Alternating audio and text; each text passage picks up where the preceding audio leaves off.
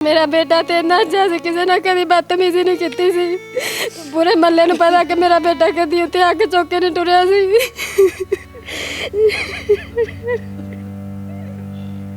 कैंची लगी किथे? कैंची इत्ते नाला च मारी सी, इत्ते सारे नाड़ा कट्टियां गए अंदरों। दुकान थी नाई की, कटिंग करता था, सलून था उसका। वही कैंची उसके पेट में बेदरवार करके मारता है। दुकान ते गया ने उन्होंने कहा मैंने मोबाइल चाहिए। मेरे बेटे ने कहा ठीक है, मैं मेरा मोबाइल ले ला। उन्हें 4000 देता, 4000 बाकी रहिंदा सी। मेरे बेटे ने वादा किया कि 10 तरीक नूं आई तेन पैसे दे देंगे। 10 तरीक वाले दिन, इतवार वाले दिन मेरा बेटा लैन गया तो उन्हें उतों लड़ाई हुई, उन्हें नाल धक्का मारिया, मेरे बेटे ने थल्ले गिर गया। तो हॉस्पिटल मेरे नाल गल्लां कीतियां सी। मैनू कहना मामा मैं कुछ भी नहीं कहा सी, मैं बस खड़ा रहा। मैनू पापा दियां गालां दित्तियां, मैं कहा बदतमीजी ना कर। दामन कर रही है आपको? नहीं कुछ भी नहीं, कोई दामन नहीं साडे नाल कोई दामन नहीं कर रही। साडे बच्चे नूं इंसाफ चाहिए। चूनिया शहर में एक कत्ल की अंधोनाक वारदात होती है, जहां महज 17 साल का बच्चा, जिसका कसूर सिर्फ ये था कि उसने अपने महल्लेदार को एक मोबाइल दिया जो 2 इंस्टॉलमेंट पे उसने लिया। जानने वाला था, 8000 का मोबाइल था और 4000 रुपये उसने एडवांस दिए, बकाया 4000 उसने देने थे। ये लड़का जिसका नाम अनस है, ये उससे वो मांगने जाता है और वो अग्रेसिव हो जाता है, गुस्से में आ जाता है कि तुम मेरे से पैसे मांगने वाले कौन होते हो। वही छुरी, वही कैंची जिसके साथ वो हजाम का काम कर रहा था, उसकी दुकान थी नाई की, कटिंग करता था, सलून था उसका। वही कैंची उसके पेट में बेदरवार करके मारता है, जिससे उसका पेट काफ़ी मुतासिर होता है, ब्लीडिंग शुरू हो जाती है, जिसको फौरी हॉस्पिटलाइज करवाया जाता है और वहाँ से उसको रेफ़र करवा दिया जाता है लाहौर। लेकिन वो ज़ख्मों की ताब ना लाते हुए इस दुनिया फ़ानी से कूच कर जाता है। मेरे साथ उसकी वालिदा अनस की और दादो मौजूद हैं, जिनका बेटा था। क्या वाक़या है, इनसे जानते हैं। अस्सलाम वालेकुम। वालेकुम सलाम। बाजी, सब तो पहले तो बहुत अफसोस है, ਤੁਹਾਡਾ जवान पुत्र सी, ਤੁਹਾਡੀ बाजू सी। वाक़या की होया, किस तरह ਉਹਦੇ ਨਾਲ ਰਾਬਤਾ आया, कि दोस्त सी? नहीं वैसे ही थी। दुकान ते गया ने उन्होंने कहा मैंने मोबाइल चाहिए। मेरे बेटे ने कहा ठीक है, मैं मेरा मोबाइल ले ला। उन्हें 4000 देता, 4000 बाकी रहिंदा सी। मेरे बेटे ने वादा किया कि 10 तरीक नूं आई तेन पैसे दे देंगे। 10 तरीक वाले दिन, इतवार वाले दिन मेरा बेटा लैन गया तो उन्हें उतों लड़ाई हुई, उन्हें नाल धक्का मारिया, मेरे बेटे ने थल्ले गिर गया। उस तो बाद खड़ा होया तो उन्हें कैंची ते कंघाते सी कैंची मारती मेरे बेटे नूं। तो उस तो बाद जख्मी हो गया सी, हॉस्पिटल लै गए।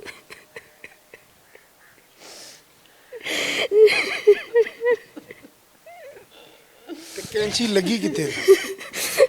कैंची इत्ते नाला च मारी सी, इत्ते सारे नाड़ा कट्टियां गए अंदरों। ਉਸ ਤੋਂ ਪਹਿਲੇ ਤਾਂ ਕੋਈ ਲੜਾਈ ਝਗੜਾ ਨਹੀਂ ਸੀ? नहीं ਤੁਹਾਨੂੰ ਕਿਦੋਂ ਇਤਲਾ? मेरा बेटा तो इन्ना अच्छा सी, किसी ने कभी बदतमीजी नहीं की सी।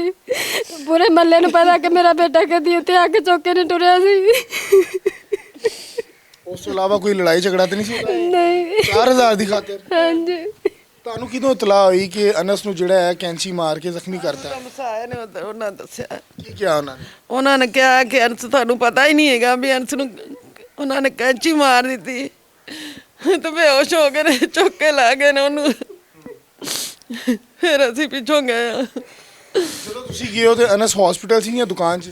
ਹਸਪੀਟਲ ਉਹਨੂੰ ਮਸਾਇਆ, ਉੱਥੋਂ ਦੇ ਚੁੱਕ ਕੇ ਲੈ ਗਏ ਸਨ। ਠੀਕ ਹੈ। ਹਾਂਜੀ, ਸਾਨੂੰ ਤਾਂ ਪਤਾ ਹੀ ਨਹੀਂ ਸੀ ਹੈਗਾ। ਭਾਜੀ, ਤੁਹਾਡੇ ਬੱਚੇ ਕਿੰਨੇ ਨੇ?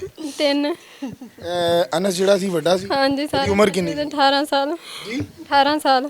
ਤੇ ਜਿਹੜਾ ਕਾਤਲ ਏ ਉਹਦਾ ਨਾਲ ਕੋਈ ਦੋਸਤੀ, ਕੋਈ ਬਹਿਣਾ कुछ भी ਖਲੋਣਾ? नहीं, बस वैसे एक दो बारी दुकान ते गया सी, बाल कटाए सी, बस उस तो बाद कुछ भी नहीं। ਉਸ ਤੋਂ ਇਲਾਵਾ ਕੋਈ ਤਾਲੁਕ हाँ ਨਹੀਂ? जी नहीं, कुछ भी नहीं सी। ਤੇ ਜਦੋਂ ਉਹਨੇ ਮੋਬਾਈਲ ਲਿੱਤਾ ਸੀ ਕਿ ਕੋਈ ਗਰੰਟਰ ਕੋਈ ਵੇਚ ਆਇਆ ਸੀ ਕਿ ਡਾਇਰੈਕਟ ਉਹਨੇ ਉਹਨੂੰ ਮੋਬਾਈਲ ਦੇ ਦਿੱਤਾ ਸੀ? हाँ जी, कल्ले ने जाके दे के आया सी। मेरा बेटा छोटा, मेरा बेटा सी नाल बड़ा सी, दोवें गया सी। मोबाइल दे के आ गया सी। उस तो बाद कोई गल नहीं, कुछ भी नहीं कहा सी इन्होंने। बस जो लैन गया उदों उन्होंने मारती कैंची।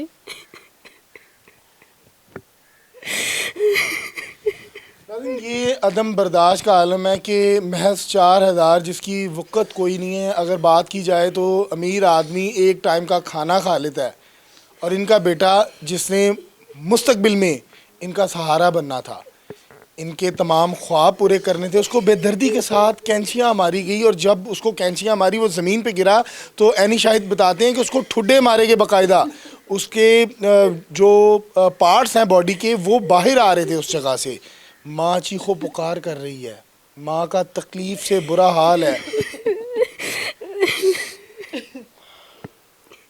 ਤੁਹਾਡੇ ਬੇਟੇ ਨੇ ਜਾਣ ਲੱਗਿਆ ਕੋਈ ਗੱਲਬਾਤ ਕੀਤੀ ਹੈ ਜਦੋਂ ਉਹਨੂੰ ਪਤਾ ਲੱਗਾ ਕਿ ਮੈਨੂੰ ਮੇਰੇ ਬੇਟੇ ਨੇ ਕਿਹਾ ਕਿ ਮੈਂ ਮਾਮਾ ਦੇ ਮੁੰਡੇ ਕੋਲੋਂ ਪੈਸੇ ਲੈ ਕੇ ਆਣਾ ਪਿਆ, ਬਸ ਇੰਨਾ ਹੀ ਕਿਹਾ ਕਰੋ। ਜਾਣ ਲੱਗਿਆ ਉੱਥੇ ਹਸਪੀਟਲ ਮੇਰੇ ਨਾਲ ਗੱਲਾਂ ਕੀਤੀਆਂ ਸੀ। ਮੈਨੂੰ ਕਹਿੰਦਾ ਮਾਮਾ ਮੈਂ ਕੁਝ ਵੀ ਨਹੀਂ ਕਿਹਾ ਸੀ, ਮੈਂ ਬਸ ਖੜਾ ਰਿਹਾ। ਮੈਨੂੰ ਪਾਪਾ ਦੀਆਂ ਗਾਲਾਂ ਦਿੱਤੀਆਂ, ਮੈਂ ਕਿਹਾ ਬਦਤਮੀਜ਼ੀ ਨਾ ਕਰ। ਉਸ ਤੋਂ ਨਾ ਮੈਨੂੰ ਤੁਹਾਡੇ ਨਾਲ ਗੱਲਬਾਤ ਹੁੰਦੀ ਹਾਂਜੀ ਯਾਨੀ ਕਿ ਹੋਸ਼ 'ਚ ਸੀ? ਹਾਂਜੀ, ਇੱਥੇ ਜਦੋਂ ਐਮਰਜੈਂਸੀ ਲੈ ਗਿਆ ਦੱਸਿਆ ਉਹਨੇ? ਉਸ 'ਚ ਉਹਨੇ ਕਿਹਾ ਕਿ ਮੈਂ ਪੈਸੇ ਲੈਣ ਗਿਆ ਮਾਮਾ, ਮੈਨੂੰ ਉਹਨੇ ਨਹੀਂ ਦਿੱਤੇ। ਮੈਂ ਉਹਨੂੰ ਕਿਹਾ ਕਿ ਮੈਨੂੰ ਮੋਬਾਈਲ ਦੇ ਦੇ ਜਾਂ ਪੈਸੇ ਵਾਪਸ ਦੇ ਦੇ। ਉਹਨੇ ਕਿਹਾ ਮੈਂ ਕੋਈ ਸ਼ੈ ਵੀ ਨਹੀਂ ਦੇਣੀ, ਜਦ ਦਫਾ ਹੋਈ ਆ। ਉਹਨੇ ਕਿਹਾ ਨਹੀਂ ਮੈਂ ਲੈ ਕੇ ਜਾਣਾ। ਉੱਥੇ ਉਹਨੇ ਧੱਕਾ ਮਾਰਿਆ, ਥੱਲੇ ਡਿੱਗ ਪਿਆ ਮੇਰਾ ਬੱਚਾ। ਉਸ ਤੋਂ ਬਾਅਦ ਫਿਰ ਉਹਨੇ ਖੜਾ ਆਇਆ, ਫਿਰ ਉਹਨੇ ਕੈਂਚੀ ਮਾਰ ਕੇ ਜ਼ਖਮੀ ਕਰ ਦਿੱਤੇ। माँ का रो रो के बुरा हाल है। बड़ा बेटा था। पहले भी ये जड़ा कातल सी, ये पहले भी कोई लड़ाई झगड़े करता रहे? ਜੀ ਬੜੇ ਕਰਦੇ ਨੇ। ਪਹਿਲੇ ਹੀ ਬੋਇਆ ਨਾ ਕਿਸੇ ਨੂੰ ਉਸ ਤਰ੍ਹਾਂ ਮਾਰਦਾ, ਕਿਸੇ ਨੂੰ ਕੈਂਚੀ ਮਾਰਦੀ, ਕਿੰਨੇ ਹੀ ਇਹਨੇ ਹਾਸੇ ਕੀਤੇ। डकन वाला कोई नहीं थी, कोई चौधरी थी? ਕੋਈ ਵੀ ਨਹੀਂ ਇਹ ਡੱਕਣ ਵਾਲਾ, ਉਹਨੂੰ ਹੈਗਾ ਸੀ। दादी का ये बुरा हाल है कि वो भी तकलीफ से बुरा हाल हो रहा है उनका। अनस की कहता सी मैं बड़ा होके की बनांगा, ਤੁਹਾਡੇ ਨਾਲ ਕੀ ਬੇਟਾ ਕਹਿੰਦਾ ਸੀ ਮੈਂ ਕਾਟ ਬਣ ਗਿਆ ਮਾਮਾ, ਹੁਣ ਮੈਂ ਕੰਮ ਤੇ ਲੱਗ ਜਾਵਾਂਗਾ। ਉਹਦਾ ਸਹਾਰਾ ਬਣ ਜਾਗਾ, ਆਦੇ ਪਾਪਾ ਦਾ ਸਹਾਰਾ ਬਣ ਜਾਗਾ। पुलिस ने ਤੁਹਾਡੇ ਮੁਲਜ਼ਮਾਨ गिरफ्तार कर लिए ने? ਹਾਂਜੀ, पुलिस तावन कर रही है ਤੁਹਾਡੇ ਨਾਲ? ਕੋਈ ਨਹੀਂ। पुलिस तावन कर रही है आपके साथ? ਨਹੀਂ ਕੁਝ ਵੀ ਨਹੀਂ, ਕੋਈ ਦਾਅਵਾ ਨਹੀਂ ਸਾਡੇ ਨਾਲ ਕੋਈ ਦਾਅਵਾ ਨਹੀਂ ਕਰ ਰਹੀ। ਸਾਡੇ ਬੱਚੇ ਨੂੰ ਇਨਸਾਫ ਚਾਹੀਦਾ ਹੈ। ਕੀ ਚਾਹੁੰਦੇ, ਕਿਉਂ ਤੁਹਾਡੀ ਕੀ ਦਿਲੀ ਅਪੀਲ ਕੀ ਇਹ ਚਾਹੁੰਦੇ ਆ ਕਿ ਜਿਵੇਂ ਸਾਡੇ ਬੱਚੇ ਨੂੰ ਕੈਂਚੀ ਮਾਰੀ ਹੈ ਨਾ, ਐਵੇਂ ਹੀ ਕੱਟੋ, ਐਵੇਂ ਹੀ ਕੱਟੇ ਮਰੀਮ ਜਾਨ। ਤੇ ਸਾਨੂੰ ਤਾਂ ਸਕੂਨ ਹੁੰਦਾ ਨਹੀਂ, ਆਪ ਸਾਨੂੰ ਸਕੂਨ ਨਹੀਂ ਹੋ ਸਕਦਾ। ਮੇਰੇ ਬੱਚੇ ਨੂੰ ਕਹਿਣਾ ਚਾਹੋਗੇ? ਮਰੀਮ ਨਵਾਜ਼ ਅੱਗੇ ਮੇਰੀ ਦਰਖਾਸਤ ਹੈ ਕਿ ਜਿਸ ਤਰ੍ਹਾਂ ਮੇਰਾ ਬੇਟਾ ਜ਼ਖਮੀ ਹੋਇਆ ਕਿ ਦੁਨੀਆ ਤੋਂ ਕਿਆ ਇਸ ਤਰ੍ਹਾਂ ਇਹ ਜ਼ਾਲਮ ਜਾਵੇ। मेरा बच्चा बड़ी तकलीफ आई है, बड़ी तकलीफ आ गया है।